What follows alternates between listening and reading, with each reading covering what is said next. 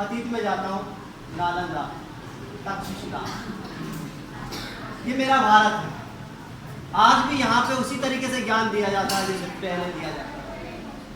फायान विदेशी यात्री आए थे क्योंकि यहाँ शिक्षा ही कुछ ऐसी दी जाती थी। गुरु शब्द का मतलब होता है भारी, उसी से तो बना है गुरुत्वाकर्षण। गुरु तो वो है जो सबको अपनी ओर आकर्षित कर दे। तो ये तो मैंने आपको आधुनिक कहानी के माध्यम से बताया कि आज भी कोटा में कोचिंग है जिसका एक नाम है, एक आदर्श है। बच्चे उसमें पढ़ना गर्व महसूस करते हैं। अतीत में भी लोग नालंदा और तक्षशिला में पढ़ना महसूस करते थे। और मैं आपको विश्वास दिलाता हूँ, कश्मीर से कन्याकुमारी तक, गुजरात से अरुणाचल प्रदेश के सारे लोग एक दिन आपकी श्योपुर की इस कोचिंग में पढ़ना पसंद करेंगे।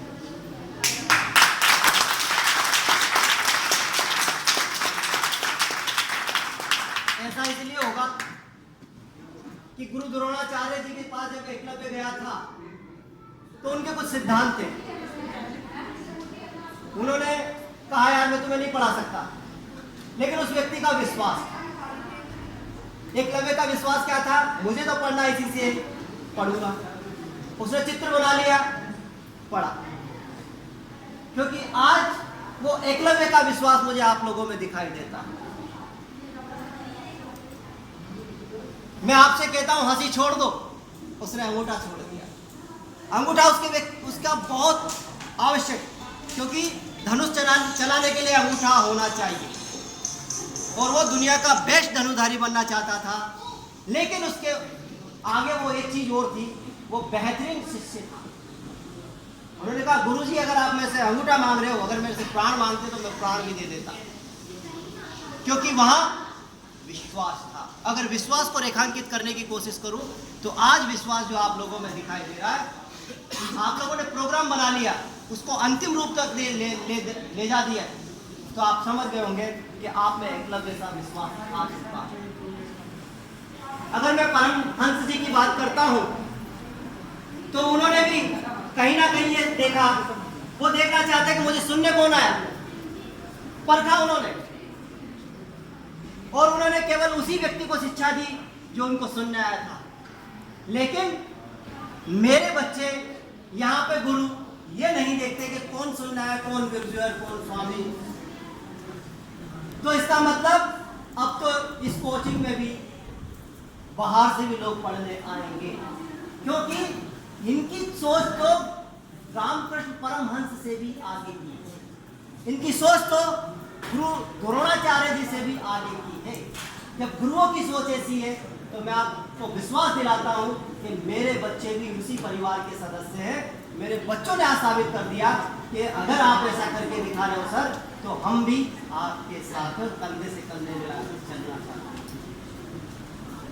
मैं पुरानी कोई कहानी रिपीट नहीं कर रहा हूं, मैं बताना चाहता हूं कि कहानियां कैसे बनती होगी, बस आपके नजरिए से। अगर आप चाहो तो लंबा बोल सकते हो, किसी भी पॉइंट पे बहुत अधिक बोल सकते हो, जैसा कि हमारे सारे बच्चों ने बोला। मैं बेटा आश्चर्य कर रहा था, मैं अपने आप को गौरवान्वित महसूस कर रहा था। मैं वहाँ बेटा खुश हो रहा था। कभी राजू सर से, कभी संजय सर से बोल रहा था, संजीव सर से, कि देखो सर ये हो क्या रहा है, मेरे सारे बच्चे के लिए। क्योंकि आज आप लोगों ने अपने व्यवहार से बता दिया, कुछ लोगों ने बोल के बताया, कुछ लोगों ने अपने व्यवहार से बताया कि हम हीरे हैं, हीरे थे, हैं और रहेंगे। अब मैं आपकी ताकत को जगाने के लिए फिर वही बात बताऊंगा। एक नन्हा सा बच्चा एक बार और उसका भाई कुएं पे चले गए थे। वो छोटा बच्चा, उसमें ज्यादा समझ नहीं थी। जैसे कि मैं आपकी विंडो में जब एप्लीकेशन डाउनलोड करता हूं तो क्या बोलता हूं, केवल उसी को देखो, दाएं बाएं मत देखो। जब मैं कोशिका पढ़ा रहा हूं तो कोशिका, केंद्रक और माइटोकॉन्ड्रिया, एंडोप्लाज्मिक रेटिकुलम, मैंने इसके आगे नहीं दिखाया तो मत देखो। राइबोसोम बता दिया, बस यहाँ तक। अब समझो इस चीज को मैं इसलिए बताना चाहता हूँ। मैंने विंडो इंस्टॉल कर दिया आप सब लोगों की। मुझे गर्व है कि लोगों ने स्वेच्छा से अपनी विंडो इंस्टॉल करवाई। किसी ने विरोध नहीं किया कि मेरी विंडो को इंस्टॉल मत करिए सर। उन्होंने कहा कि आप करिए, मेरा नजरिया बदला है, मेरे दोस्तों को मेरे दोस्त क्या कुछ अच्छी बातें करता, लोग प्रशंसा करते, तो उसने क्या करवाया, उसने अपनी विंडो बदलवा दी। मैं भी बदलवाना है सर, बदल डाली मेरी, मैंने बदल दी। क्या हुआ, दोनों भाई कुएं पे गए, जाने अनजाने में बड़ा भाई कुएं के अंदर गिर गया। छोटे बच्चों को कुछ दिखाई नहीं दिया, जब क्योंकि उसको ज्यादा समझ नहीं थी। उसने दाएं बाएं देखा, कुछ दिखाई नहीं दिया। कुएं पर एक रस्सी बंधी हुई थी, जिसमें बाल्टी भी थी। उसने देखा, तत्काल देखा, बाल्टी को अंदर फेंक दिया, क्योंकि भाई अंदर से चिल्ला रहा था मुझे बचाओ क्योंकि वो डूब रहा है। फिर उस लड़के ने उस रस्सी को पकड़ लिया, बड़े वाले ने। अब आप देखिए, छोटे बच्चे में वजन ज्यादा है, वो बड़े बच्चे में वजन ज्यादा है, छोटा बच्चा उसको खींच रहा है जिसमें वजन कम है। लेकिन वो खींचता है, पूरी ताकत लगाता है, कई बार वो फिसल जाता है, लेकिन फिर खींचता है, और वो अंततः अपने भाई को वापस बाहर निकालता है। ये बात जब दोनों भाई पहले तो सोचते हैं मम्मी पापा को बताएंगे तो गुस्सा हो जाएंगे, कहेंगे तुम कुएं पर क्यों गए थे, डांटेंगे। लेकिन उन्होंने फिर भी जैसे तैसे कहा घर पर बात तो बताना ही चाहिए। उन्होंने घर पे जाकर बात बताई कि पापा ये बड़ा भाई नीचे कुएं में गिर गया था, छोटा भैया के था, इस छोटे भाई ने मुझे निकाल लिया। लोगों को विश्वास नहीं हुआ। छोटा बच्चा जिसका वजन कम है, तुलनात्मक दृष्टि से, कंपैरिजन दृष्टि से, वो बड़े बच्चों को कैसे निकाल सकता है? ये तो वैज्ञानिक दृष्टिकोण के विपरीत है। भाई पानी तो पहाड़ से नीचे आएगा ना, नीचे से पानी कैसे ऊपर चढ़ सकता है? हम लोगों ने विज्ञान पढ़ी है ना, हम तो आधार पे एनालिसिस कर रहे हैं, ऐसा कैसे संभव है यार कि बड़े बच्चों को छोटा बच्चा कैसे बाहर निकाल सकता है? गांव में भी कुछ द्रोणाचार्य हो सकते हैं, परमहंस हो सकते हैं, विवेकानंद जैसे लोग हो सकते हैं। एक व्यक्ति था जिसे लोग बुद्धिमान माना करते थे। उन्होंने कहा उनके पास चलो, इस बात का जवाब वहां मिलेगा। वो गए उसके पास, वहां जाके पूछा क्यों भाई ये ऐसे कह रहे हैं कि ये छोटा बच्चा बड़े बच्चों को निकाल लिया। उन्होंने कहा सही तो कह रहा है, बच्चा कह रहा है ना, मान लो ना बात। अरे आप भी वही बात देखिए, उन्होंने क्या कहा, बच्चा बोल तो रहा है ना, मैं क्या बताऊं, बोल तो रहा है, सही तो कह रहा है, मान लो ना उसकी बात। यार ऐसे कैसे हो सकता है गुरुजी, आप ही बताओ ऐसा कैसे है कि छोटा बच्चा बड़े बच्चे को निकाल सकता है? उन्होंने कहा हाँ निकाल सकता। फिर उन्होंने समझाया क्योंकि उस जगह पर, उस कुएं के पास दूसरा ऐसा कोई व्यक्ति नहीं था जो उस छोटे बच्चे से कह सकता है कि तू ये काम नहीं कर सकता है। क्यों उस बच्चे ने निकाल लिया? क्योंकि उस बच्चे से ये कोई कहने वाला नहीं था कि तेरी ताकत कम है, तू छोटा है, तू बड़े भाई को नहीं निकाल सकता। क्योंकि वो बहुत छोटा था, उसमें ज्यादा समझ नहीं थी, उसको तो बस इतना दिखाई दे रहा था कि मुझे भाई को बचाना है। तो इस कहानी से मैं बस इतना सिखाना चाहूंगा कि आप लोगों से ये कहने वाले बहुत सारे लोग हैं कि आप लोग नहीं कर सकते, ये लोग आपके रास्ते में बाधा बनते हैं।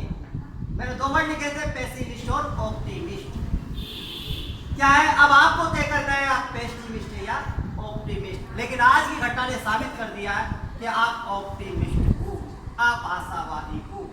आपने प्रूव कर दिया है कि हम अब हर परेशानी में अपॉर्चुनिटी तलाशते हैं, हर कठिनाई में हम सफलता देखते हैं। आज कुछ बच्चों ने आंसू बहाए, लेकिन वो पीड़ित थे, परेशान थे, लेकिन मुझे मालूम है बेटा ये शब्द क्या कहते हैं, ये आपके लिए, कि आपको क्या करना है, हम ही समस्या है और हम ही समाधान, कोई ऊपर से आने वाला नहीं है, जो कुछ है आपके अंदर है। गुरु नानक जी ने क्या कहा था आपको पता है? एक ही वर्ड, एक व्यक्ति आया तुम जैसे बच्चों की तरह, गुरु नानक भी महान रहे, दौड़ा दौड़ा उनके पास आता है, कहता है कि गुरुजी मुझे जीवन का मूल्य बता दीजिए। मैंने कहा ना पुराने गुरु बहुत ही चालाक हुआ करते थे, वो प्रैक्टिकल करते थे और उसके बाद में सिखाते थे, तब लोगों को ज्यादा समझ में आती थी। मैंने 9 दिसंबर को एक मीटिंग ली। कुछ बच्चों ने उसको ऐसा समझा समय बर्बाद हुआ, लेकिन बाद में मैंने बताया कि कंटेंट तो भले मैंने 2 दिए, लेकिन मैंने बहुत अच्छी शिक्षा दी। आज उसका परिणाम है कि आपने बहुत अच्छा कार्यक्रम आयोजित किया। ये उसकी सपोर्ट में रहा होगा। आपने उस प्रोग्राम को देखकर उसकी गलतियों को न दोहराते हुए आज और बेहतर बना डाला। मुझे समझ में आया। तो गुरुजी के पास पहुंचे। उन्होंने कहा, गुरुजी मुझे जीवन का मूल्य बताइए। उन्होंने कहा, तू जीवन का मूल्य जानना चाहता है? तू जीवन का मूल्य जानना चाहता है?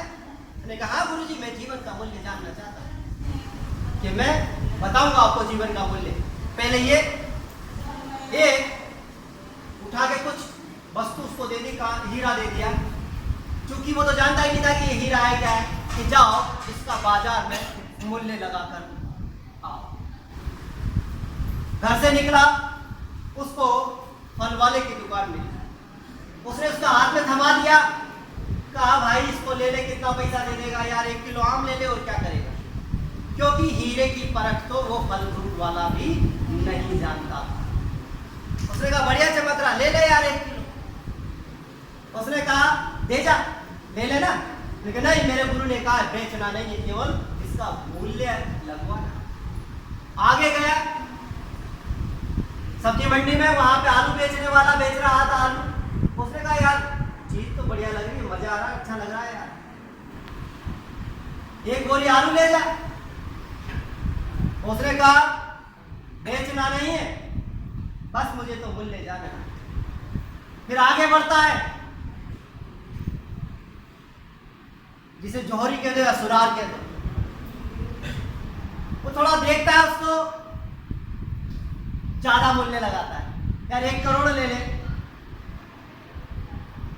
10 लाख ले ले, जो भी अपन इमेज करें कि 10 लाख ले ले, 50 लाख ले ले। उसने कहा, नहीं बेचूंगा। फिर आगे जाता है जौहरी, क्योंकि हीरो की परख तो जौहरी जानता है। जब वो उसको जाकर उससे हाथ में थमा देता है, तब वो उसको देखता है, वो कहता है, यार इसको तू कहां से लाया? वो आश्चर्यचकित हो जाता है। अरे भाई, तू ये कहां से लाया है? मुझे बताओ। लेकिन यार ज्यादा टाइम नहीं है मेरे पास, बात करने का वक्त नहीं है, सीधे सीधे बात करो। मुझे बता दो कि इसका मूल्य क्या है। उसने कहा, तू इसका मूल्य जानना चाहता है? कि हाँ, मैं इसका मूल्य जानना चाहता हूं। कि अगर तू चाहे ना तो पूरी कायनात यानी पूरी दुनिया को तो बेच दे ना, अपने सब परिवार को, पूरे संसार को बेच दे, तब भी इस हीरे का तू मूल्य अदा नहीं कर सकता। ये तो बेशकीमती हीरा है, ये तो अनमोल हीरा है। तभी तो हीरे के आगे हमने क्या लगा दिया? अनमोल। फिर वो, क्योंकि गांव का बिल्लू जैसा था, जेब काटता काटता गया था गुरुजी के पास। वापस जाता है, उसको कुछ भी समझ में नहीं आता। जाकर गुरुजी से कहता है, क्या पागलपंती दे रहे हो सर? गुरुजी, आज अपन सर बोल कि मैं आपको मूल्य जानने आया हूं, और क्या बता रहे हो कि वहां जाओ, ये जाओ, पता करो। उन्होंने कहा, ये बताओ क्या क्या हुआ। उसने पूरी घटना बताई। गुरुजी समझ गए। उन्होंने कहा, तू अपना मूल्य जानना चाहता है? कि तेरे ऊपर है। तू अगर चाहे तो 1 किलो आम के भाव बेच दे, तू चाहे तो 1 किलो बोरी के भाव बेच दे, और अगर तू चाहे तो 10 लाख 50 लाख में बेच दे, और तू चाहे तो इसको अनमोल बना दे। ये तेरी सोच पर निर्भर करता है। किस पर निर्भर करता है? इस सोच शब्द को मैं यहां जोड़ूंगा। मैं समझ विकसित करता। समझ माने तो सोच। मैंने बोला था, जिसमें समझ आ जाएगी वो समझदार हो जाएगा। मैं इतना ही कहकर अपना स्थान ग्रहण करना चाहता हूँ।